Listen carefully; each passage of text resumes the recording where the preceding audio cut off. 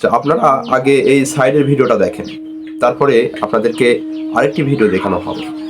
ফরজ সালাতের পর ইমাম সাহেব সকল মুসল্লিদের নিয়ে হাত তুলে মোনাজাত করেন। এই মোনাজাত কি কোরআন ও সুন্নাহর মতে ঠিক আছে? ভালো করে শুনে রাখেন। সালাম ফিরে ফেলছেন, ইমামের সাথে মুক্তাদির কোনো সম্পর্ক নাই। বাস ৭৬,০০০ ওয়াক্ত নামাজ ৪ খলিফা এবং আমাদের নবীজি ইমামতি করে পড়াইছেন কম বেশ। এই নামাজের কোথাও তারা সাহাবীদেরকে সাথে নিয়ে সালাম ফেরানোর পরে হাত তুলে সবাই মিলে একসাথে দোয়া করছেন, এরকম কোন জাল হাদিসও নেই। কথা কি বুঝাতে পারছি? এতক্ষণ দেখলেন মোনাজাত করার বিষয়ের একটি জাল হাদিসও নাই, কিন্তু এবার দেখবেন মোনাজাত না করার কারণে পিটন দেওয়ার নজিরের কথা। তো চলুন ভিডিওটি দেখা যাক। মোনাজাত করে না, মোনাজাত না করলে তাদের পিটন দাও। হাদিসটা শোনেন, মোনাজাত না করলে তাদের পেটন মারো। সেই হাদিসটা এক্ষুনি দেখাই দিচ্ছি। এই যে মৌলভী সাহেব বিষয়টি ভালোভাবে মৌলভী সাহেবদেরকে উদ্দেশ্য করে বলছেন।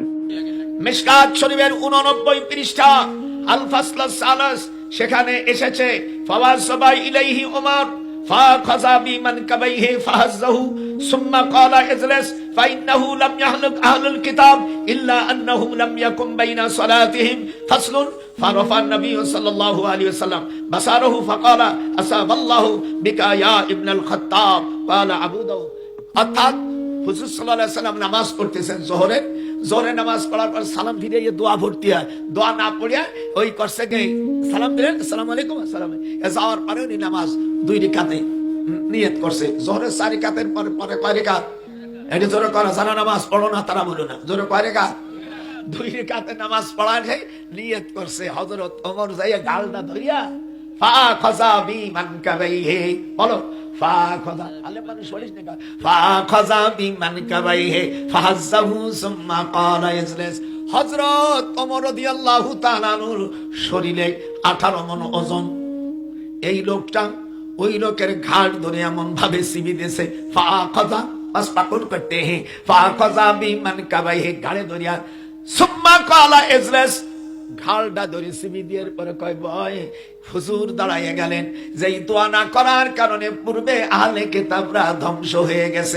একটি গুরুত্বপূর্ণ কথা হলো, হুজুর আহলে হাদিসদের ধ্বংস হয়ে যাওয়ার দাবি করছেন, কিন্তু আহলে হাদিসরা এখনো বিদ্যমান আছেন এবং তারা এখনো মোনাজাত করেন না। এ খত্তাবের বেটা ওমর, তুই মার দিয়া ভালো কাজ করেছিস। এ আমাদের দেশের উলামা ভাইরা যারা মূর্খ মৌলবী, লেখাপড়া জানো না, তোমাদের এই হাদিসটা আবু দাউদ শরীফের মধ্যে 1007 নম্বর হাদিস। এখন কথা হলো, হুজুরদের মধ্যেই যদি এরকম বিভাজন তৈরি হয়, তাহলে আমরা সাধারণ মানুষ কোন দিকে যাব? আমরা কারটা ফলো করব, আর কোনটি সঠিক আর কোনটা ব্যাঠিক, এটা আমাদেরকে এখন দিক নির্দেশনা কে দিবে?